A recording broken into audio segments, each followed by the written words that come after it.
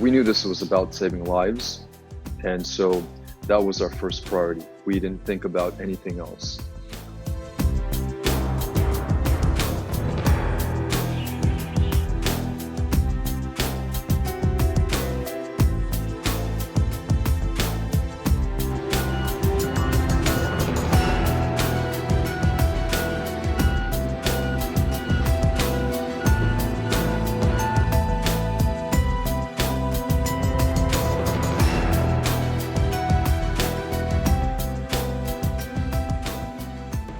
So what we did was we built a partnership, a model actually of cooperation on the ground in Africa, where we were able to deliver in several rounds approximately 20 million pieces of PPE and testing equipment, quite a large amount.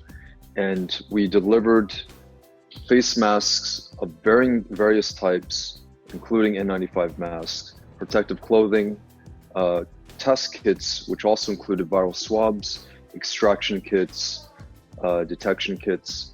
We also donated ventilators, surgical gloves, and also thermometers. All of these products were delivered to each of the 54 countries. And our mission at that time was to get ahead of the virus. At that time, the virus counts for Africa were still, I would say, in their early stages. And our mission was to provide each country with at least a baseline amount of equipment for them to be confident in starting off. The second part is, again, I mentioned information exchange. We had the luxury in China of learning from these lessons. And so we wanted to share this information so that other countries did not have to make the same mistakes over again. Where Chinese doctors that served on the front lines shared very practical information. Everything from how to set up a contamination ward, to how to dispose of PPE, to what ventilators to use under what cases. So as China was the first to have the virus, and of course the first to really contain it, we knew this experience was extremely valuable.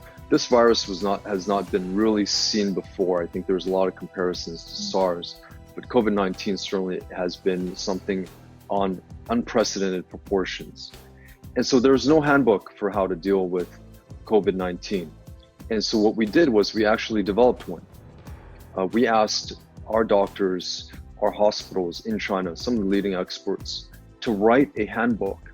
And they did, a practical handbook, which we published. And that handbook, we also translated it into dozens of languages, including different African local languages. Every African country is unique.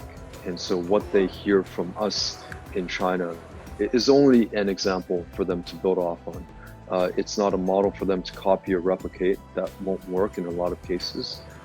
But why not learn the lessons from other countries? The only way that the world is going to beat this virus is through international cooperation. I think that's very clear. The problem is a global problem. Solutions will need to be global solutions as well. Jason Pau, we appreciate